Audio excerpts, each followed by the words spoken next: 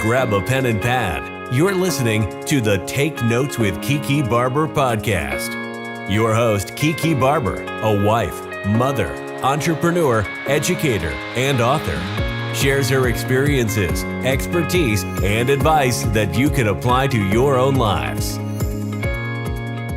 Hello, everyone. Welcome to Take Notes with Kee Kee Barber. I'm your host, Kee Kee Barber, and this is our second episode. I thank you guys for tuning in. Thank you guys for taking the night robbery to spend some time with me as I just vent and share some things with you guys that you could take away and apply to your lives on a daily, my experiences and things like that.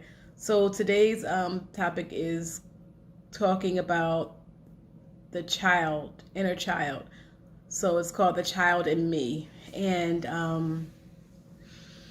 just wanted to discuss some things about how I had to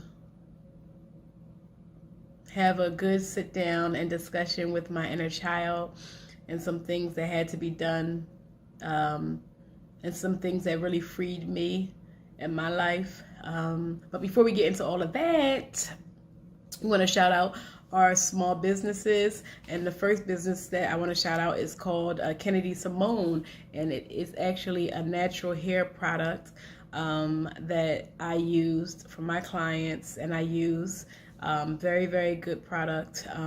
You guys can find her information below and check her out.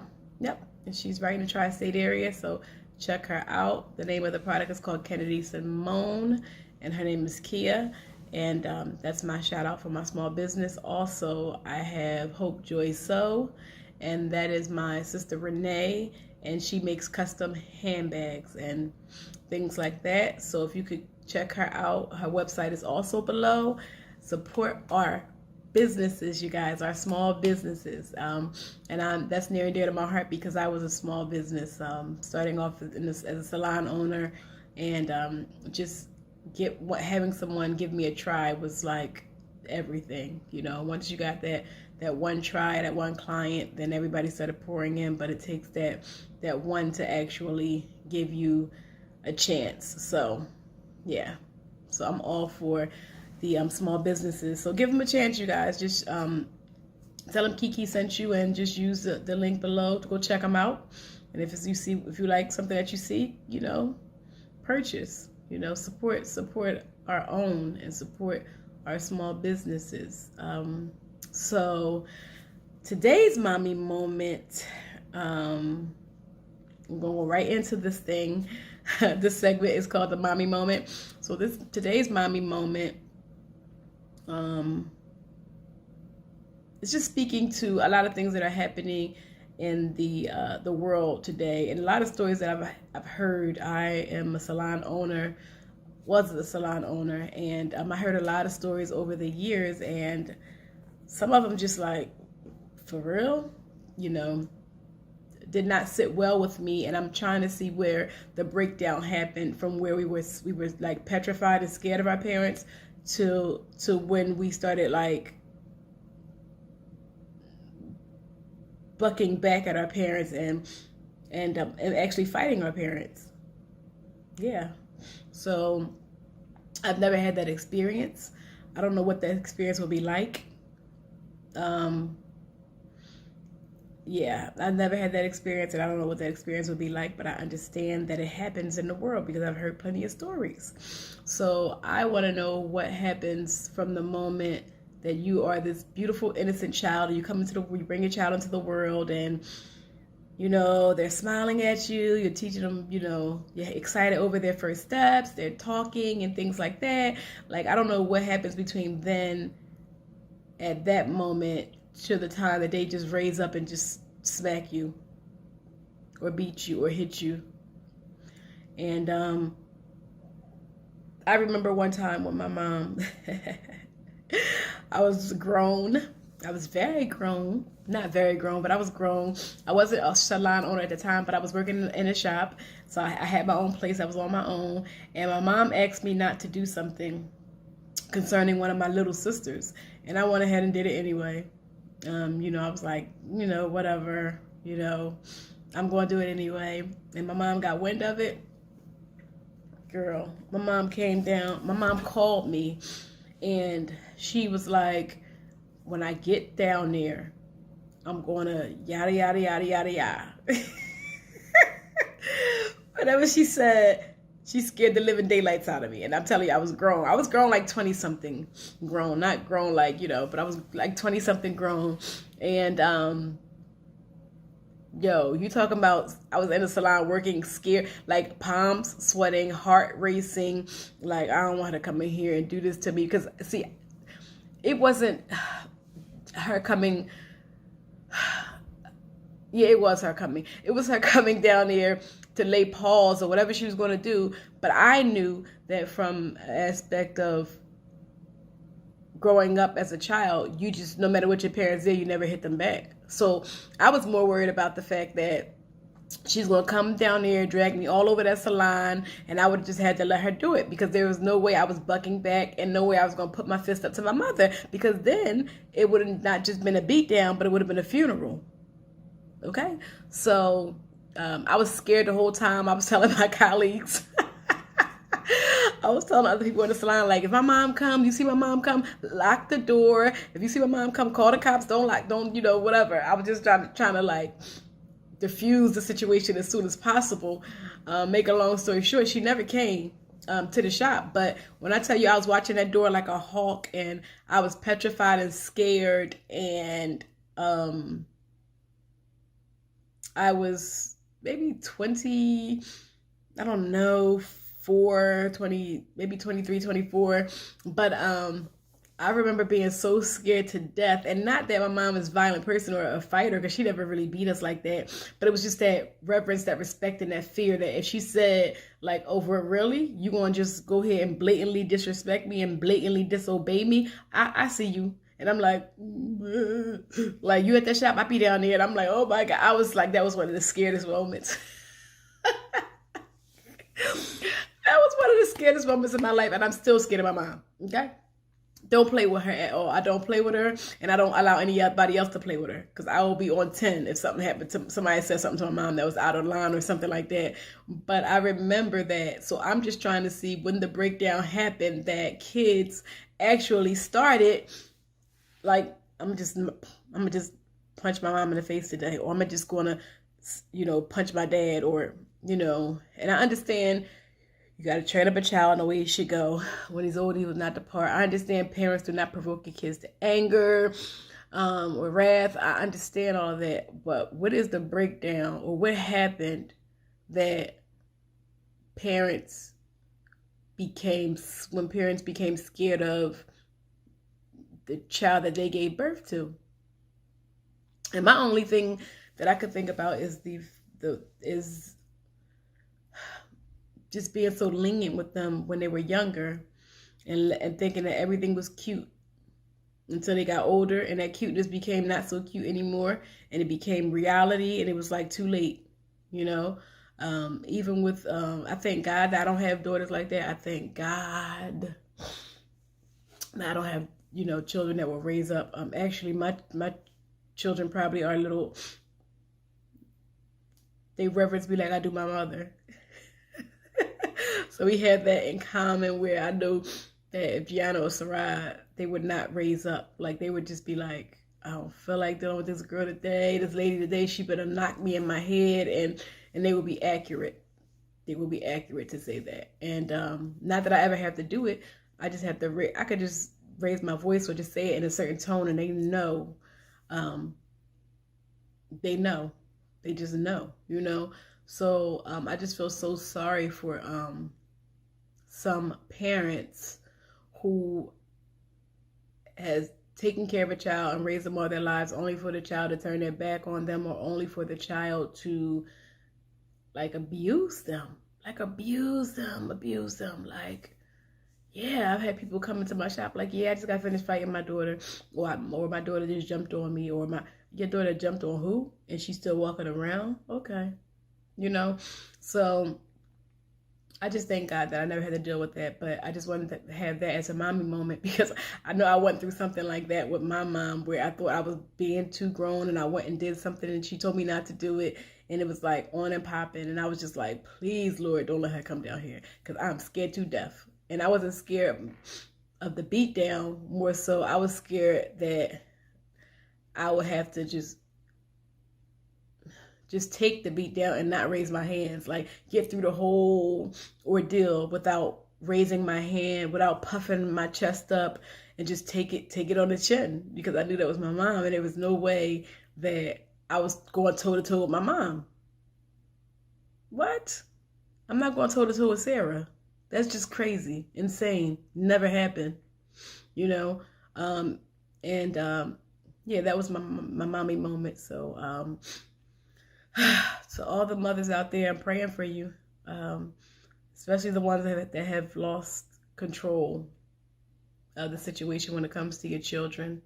And I would just tell all the new mothers that are coming up, or the mommies to be, to always have that separation of mother and child. Never make it so that we are on the same level, and that we are friends, you know.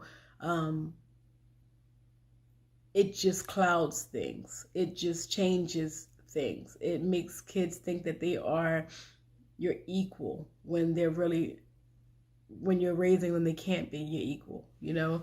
So I would just tell all the new mommies coming up, if you have a child, put them in their place. If you have a child, chastise them. If you have a child, let them be your child, because you will be friends one day when they are grown. But allow the process of parenthood to take its natural course, as you being the overseer, as you being the leader, as you leading by example, and them being the child learning, you know. There's plenty of time for you to be friends when they're grown. But while you're rearing them, and while you're bringing them up, and while you're trying to teach them all the necessities in life, that is not the time for them to become your best friend. That is not the time for them to be knowing all the business. Talk in front of them about everything. And my mom used to say, when we was younger, get out the room. And we'd be like, what? Leave the room. You know, and when she said leave the room, you know, it was some adult business you ain't had no business hearing. Now I see a lot of parents that don't even tell the children to leave the room. They just go ahead and talk however it is that they're going to talk around the child. And I just think that is so, like, that's off-putting to me, because I'm just like, children are sponges, and no matter what you're wetting them with, good water, bad water, whatever it is, they're going to soak it up. That's just what a sponge does, you know. So, you know, just be careful if you're trying to parent, if you're trying to look into parent one day and you love your child so much, like, oh my God, this child's so beautiful. Yeah, they could be beautiful, but rear them as a parent to a child, not an equal. Not they're your girlfriend, not they're your best friend, not they're your buddy, none of that, you know. So that was my example that was my mommy moment for today. Just a word of wisdom and a word of knowledge to parents and soon to be parents, you know. So I want to talk about, and this is a very sticky subject, I would say, because I was stuck for so long, not knowing that I was actually stuck. But I was stuck. I was messed up. And this is called the child in me. And I was at a point in my life where I would not allow anybody in. Like walls up all around me. And I just did not know why. And I just went through like a last relationship, and I just had to break up. And I was, you know, how you take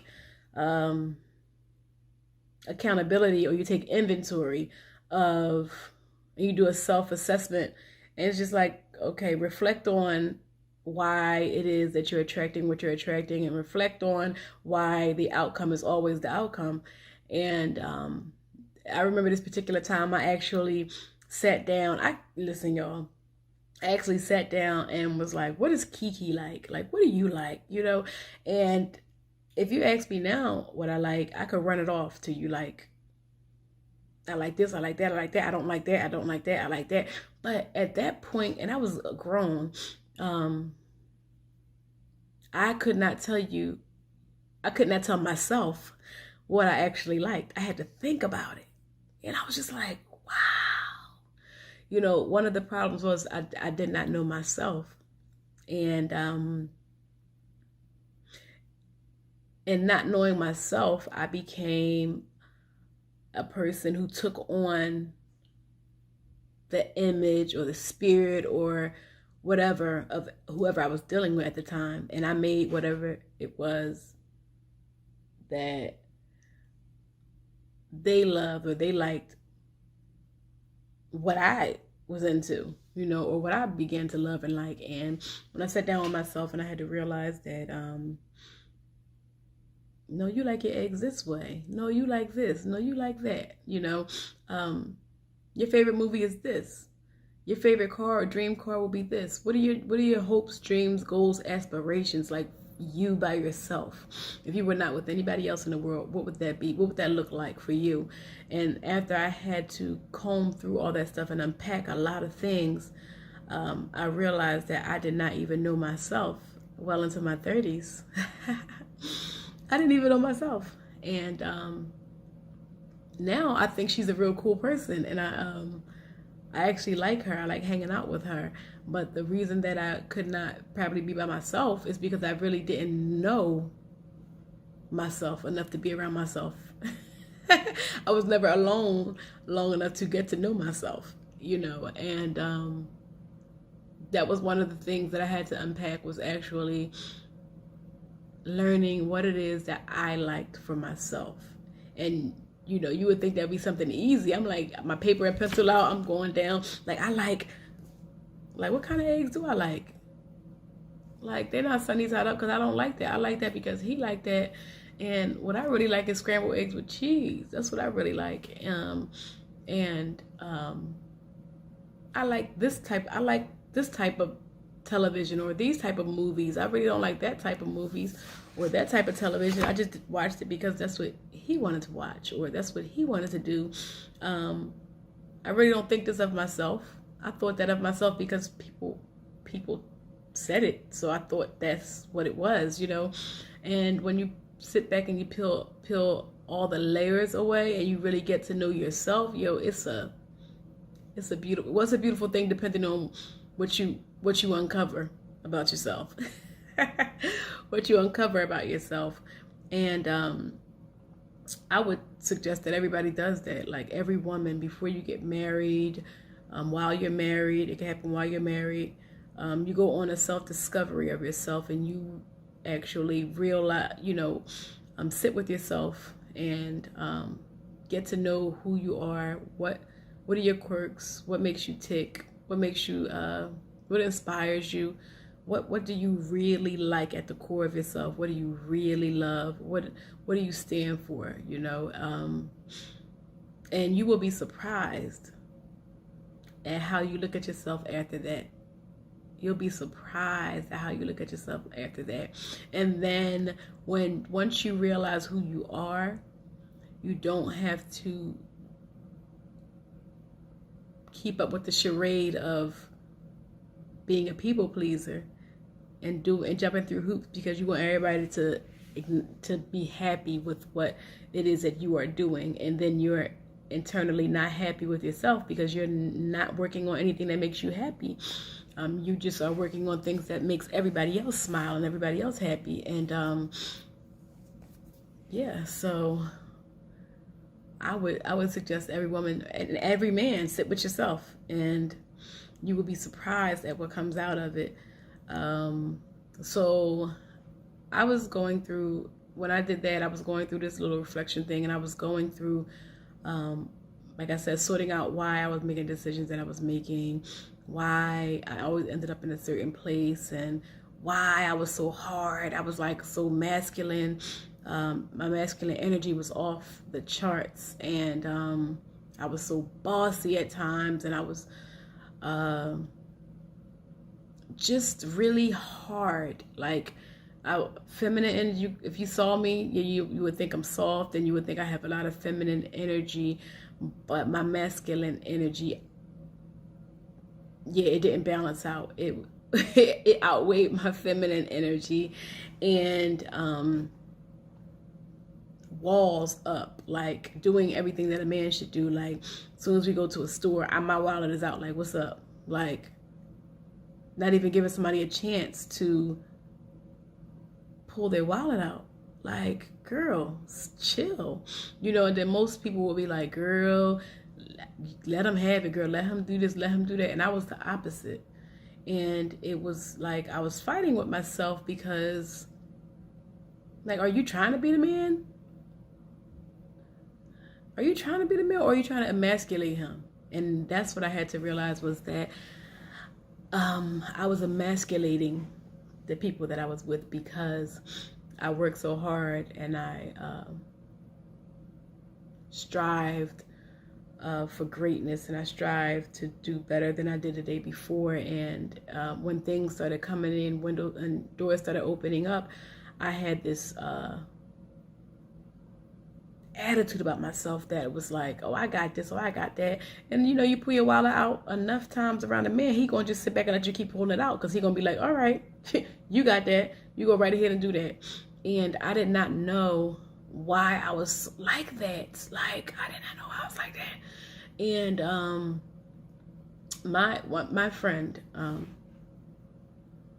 told me to do this exercise. And this exercise, when I say changed my life and cleansed me so much, what I was doing then was I was battling against the little girl that I told myself that I would rescue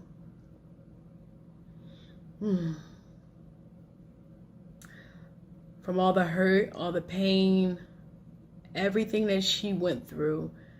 I promised this little girl, who was my younger self, that I got you. Like, I got you. Nobody's gonna hurt you. You're not gonna live like this.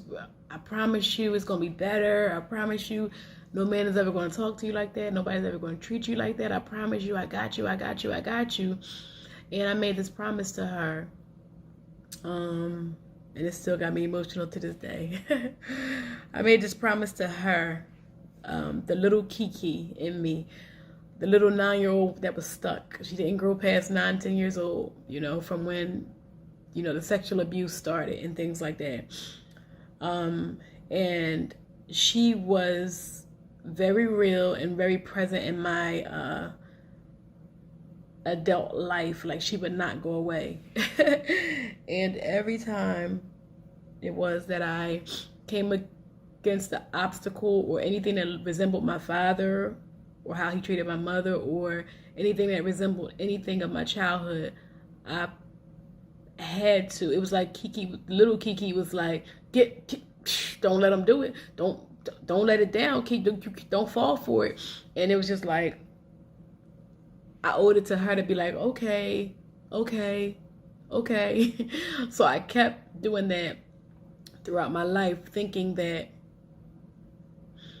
I was helping, or I was keeping a promise to little Kee Kee, and not allowing somebody to use me, not allowing someone to have one up on me, not allowing someone to call the shots in my life, or not allowing someone to have control over my life. So a lot of the times that I made the moves that I made, it was only so that I didn't have to answer to anybody, and so that I didn't have to ask anybody for anything.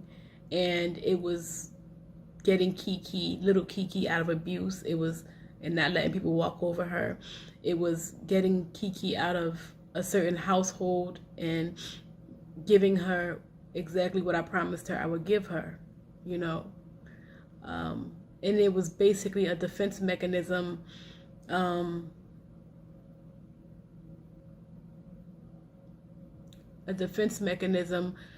but I was also her savior, because I didn't allow her to be bullied anymore. So I was like her protector. I should say, not savior, protector. I was her protector, and to a certain extent in my life, it got me a lot of places that I am now, because I was walked away, because I didn't show signs of weakness, because even if it hurt me to my core, I was like, nope, we ain't doing this. And it was mainly the little Kee Kee in me, like, don't let them walk over you, Kee. Don't fall for it, Kee. Don't let your walls down, Kee. Don't, do all of that. And I was just like, okay. And I rode with her all the way to the end. But this exercise my friend told me to do, let me tell y'all, when I had to get rid of Kee Kee or have a talk with Kee Kee, I had to. So the exercise was for me to confront Kee Kee, because at this point what happened was Kee Kee was not allowing me to move forward freely in love. Little Kee Kee was not allowing me to enjoy my life. Little Kee Kee always had something hanging over my head, like, don't trust it, or don't do it, or don't believe it. Like, don't trust men, don't believe men, don't do this, have your own, work all day, work all night, don't let nobody take care of you, don't believe it. Like, she was staunch, and she got me through a lot of stuff.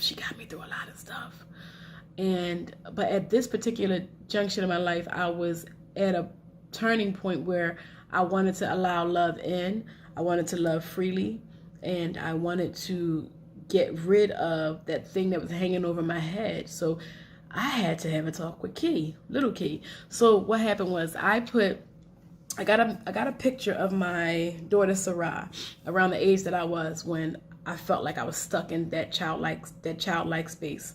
And I put a picture up of Sarah. I had a whole mirror. I put a picture up of Sarah in the mirror, and Sarah represented me at that age. So, y'all,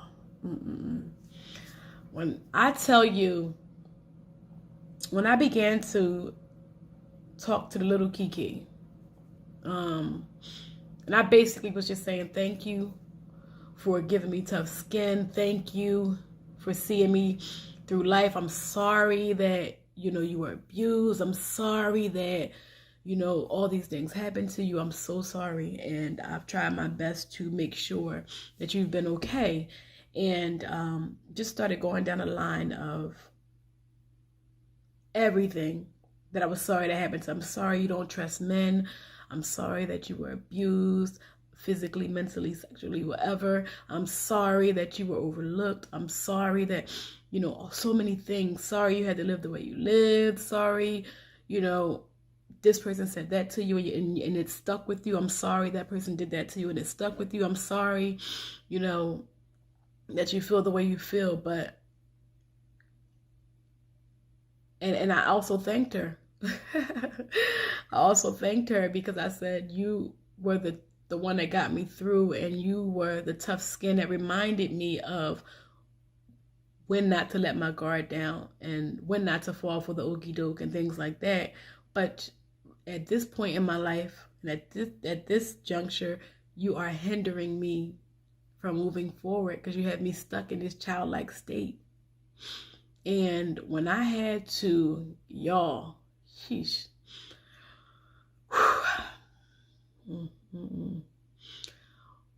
When I had to release or relinquish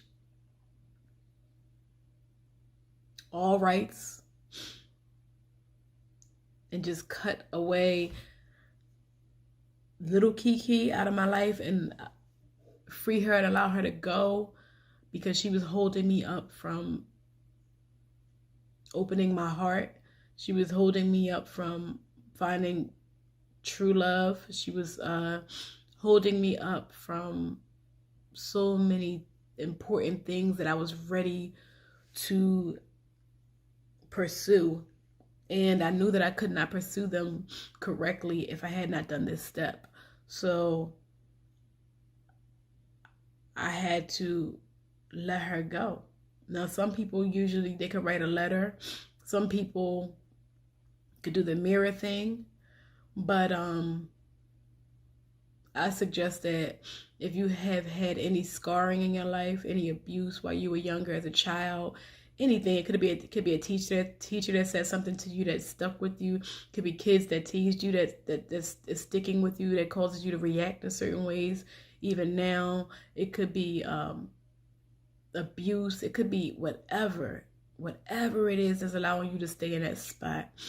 I suggest you have a talk with your inner child and explain some things, thank them for some things, apologize for some things, and let them go.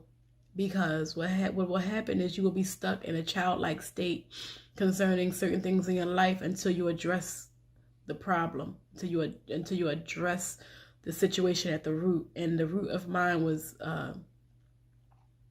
my childhood, and I felt, listen, it felt like I was cutting away, like I lost. It felt like I had lost a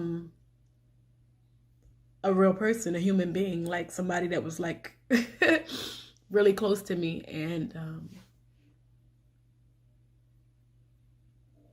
yeah, that was hard for me to let her go, because I felt like a weight had lifted, but then I also felt like, wow, she's been with me all this time and I'm just letting her go. But I just had to do that, and I was glad that my friend suggested that I do that, and it opened me up to a whole lot of things, a whole lot of love. I was able to find love. I was able to allow a man to come in and be a man and trust him wholeheartedly, because I didn't respect men. At a certain point in my life, I just didn't respect them, and that's so true. And I didn't know that I didn't respect them until after, a few years and going through a few things. I'm like, I can't respect them. Even it's because I didn't respect my father. Not that I was disrespectful, because I'm not disrespectful, or I was never disrespectful, but the things that I expected from a man or any man always came up short. They always came up short for some reason. So the inner Kee Kee just fueled me to just be great and to do great things, but she also kept me from love, because it was always, girl, don't do it. You remember when you was younger, girl, don't do it, don't trust them, don't do it. And she hindered me in a lot of ways. But I'm so glad that I was able to get my breakthrough with releasing my inner child and all those issues and things like that. But like I said, the importance of engaging with your inner child is, if you were abused, neglected, have encountered some type of trauma as a child, connecting with your inner child is the key to healing. It really is the key. It's the key to healing. And it might not heal everything, but it will heal a whole lot. I had somebody before who I dealt with who would not show emotion, or not cry or anything. And I'm like, and then if anybody cried around that person, it was like they felt weird about emotions. Like, don't cry around me. You got to cry like in a closet or something. Don't cry around me, because I don't know how to take it. They were rattled when they saw somebody cry. And I asked that person, like, what happened? Why don't you cry? And he's like, I remember one time, my mom came in, and she came in from school, and I was little, and she went upstairs to change her clothes to go to work, and I was screaming and hollering, and one of my aunts were watching me, and she just always, would threaten me and, don't cry, boys don't cry, and said it so much to him that you're in your 40s and you don't shed a tear, because you still have that inner child that someone said, boys don't cry. You're a punk if you cry. You can't show emotion. So we have a lot of people walking around here damaged now. A lot of our men are damaged. A lot of our women are damaged because they're holding on to a lie that was told to them as a child because the inner child is still connected and they're still trying to prove something to their inner child, and it's not cool. It's damage, you know. And I believe that everybody could do this exercise, and everybody could go in deep and just remove some things and grow. It's time to grow. It's time to expand. It's time to explore. And I'm glad that I did that, because listen, I would not be where I am today in love freely. not you know, waiting for the other shoe to drop, not looking for stuff, okay? Not looking for stuff that is not there, making up stuff in your head. Things like that. So I wanted to go over four ways that you can know that you're dealing with inner child issues. And for me, it was always feeling like something is wrong with you. Always feeling like something is wrong with you, that you never add up, that you never fit in, that you never, just always feeling like something is wrong with you. And people pleaser. Yes, ma'am. No, sir. Yes, yes, yes. You don't want to be that child that's always in trouble. You don't want to be that child that ruffles anybody's feathers. So you just take it from a childlike state, and you grow up as an adult wanting to make people happy, just to keep the peace, just to not ruffle any feathers, not to, you know, blow up any smoke. You just running around and you're people pleasing, and you're not happy because you're pleasing everybody else but yourself. And that's one thing I was dealing with. Lover of conflict. I wasn't this, but listen, I didn't start them, but I could finish them. Lover of conflict. You just, maybe you grew up in a household where that's where it was prevalent in your household, and now you're just love negativity. You thrive off negativity. Or your mom might have did something to you when you were younger, so now when you grow up, you don't respect these women. So it's like almost the opposite of what I was going through, but you're a male in this role, and it's like, I'm just going to run through them. I'm just going to do this. I'm just going to do that. Listen, you have to you have to get control of the inner child, because the inner child is really the one that's running your life. You're an adult looking like an adult around here, but acting like a child. Because your body is growing, but the child is still taking control, and it's just not a good look. And that's what I had to deal with. I was always ready for something like, it's gonna be what it's gonna be, you know. Somebody say something to my whatever it was. If I had a reason, and it could be a small reason, I just went for it, you know. And I want the men to actually think about this. Think about some of the things that you are doing, some of the people that you are hurting, and where it might have stemmed from. Who did you see do it? Who are you mimicking behaviors from? Was it your father? Was it your cousins? Was it your, stepfather? Who was it? Why don't you like women?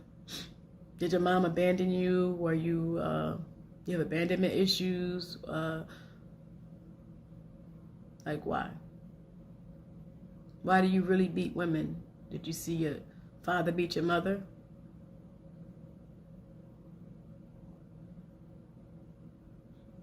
So these are some real issues that we're talking about, and some real issues that we need to deal with. And another point that I wanted to make was the inner child, how it resides in the unconscious mind, but it controls everything you do in the conscious mind. So just like I was saying before, where you're a whole grown man and we see you as a grown man or a grown woman, but you're moving like a child. And it's like, that don't match. That's a whole grown woman, but she acting like a child, you know. She's moving like a child, and that's because the inner child resides in the unconscious mind, and and controls everything you do in the conscious. So it just looks crazy, because it is. It just looks crazy because it is, you know. Signs of being controlled by your inner child. Some of the signs I've had is you're stuck and you can't move forward. So you're stuck in this this cycle, this continual cycle. You just keep doing the same thing over and over and over and over and over again. And in your mind, logically, you can say, I know this is off. I know this is wrong, but you just can't seem to pull yourself away from it. Yeah, the signs that your inner child is controlling you. Self-sabotage. I was also guilty of that, where everything could be going good and I would just be like, let me go ahead and mess this up before it messes itself up. But I want to be the one to wreck this. Just crazy nonsense. Like, I want to wreck this before they wreck, because you don't want to be hurt. You rather hurt the person before they hurt you. So you go off on a tangent and you just make things up and things just happen, and you just sabotage some things that could have been great things for you. You just sabotage it because you're looking for that hurt from your childhood. You're looking for that pain. You're looking for that letdown, and sometimes it might not even come. But guess what? You won't know that because you mess it up before you even find out. So that was one of the things that I dealt with. People being anxious, depression, self-critical, always self-critical. I was never self-critical, but I've been called, I overdo things. An overachiever, I've been called, an overachiever. And I'm a little critical of myself, because I expect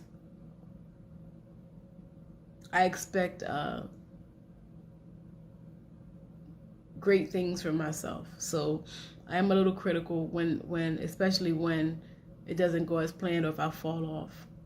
So I am a little critical of myself, but not crazy, not crazy to the point where I'm just like, oh my God, Kee Kee, because I've made some mistakes. I made plenty of mistakes. So I wanted to talk about that. I wanted to talk about just with the whole inner child thing and being emotionally underdeveloped. A lot of times we as women, we have these men who are, you don't understand why they act the way they act. You don't understand why they just don't get it. You don't understand a whole lot of things about men, but a lot of stuff stems from their childhood and their upbringing and what it is they were around. You know, a lot of our men are emotionally underdeveloped because they were coddled, because women or their mothers did a whole lot for them, you know, and some of it is because they had to grow up fast. They had to be the man of the house, you know. It's so many different reasons. I remember growing up, my mom would, me and my sisters always thought that my brothers had it easier than us. And they were always given better treatment than us. And we always say this to this day. We all say that. But I feel like my mother anyway, knew that we were strong as daughters, and she felt like the sons needed more help.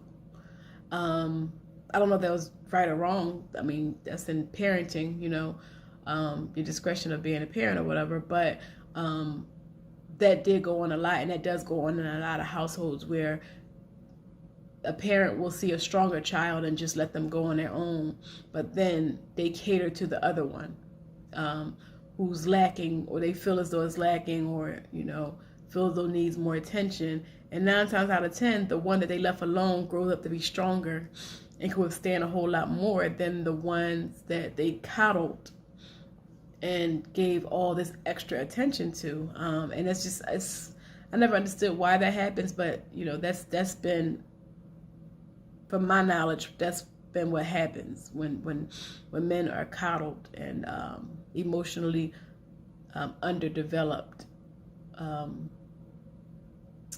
So that's a whole other topic. We could talk about emotionally underdevelopment a whole lot.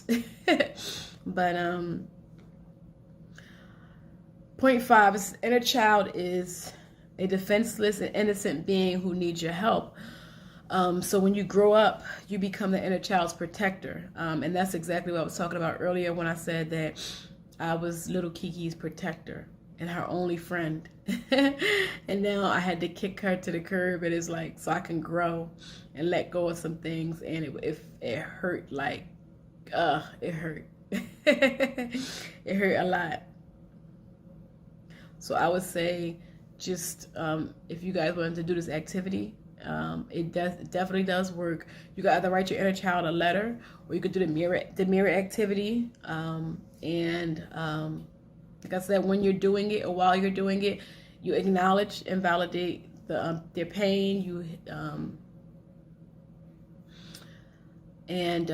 You apologize for their pain. You itemize and identify each and every pain that you know that they're holding on to,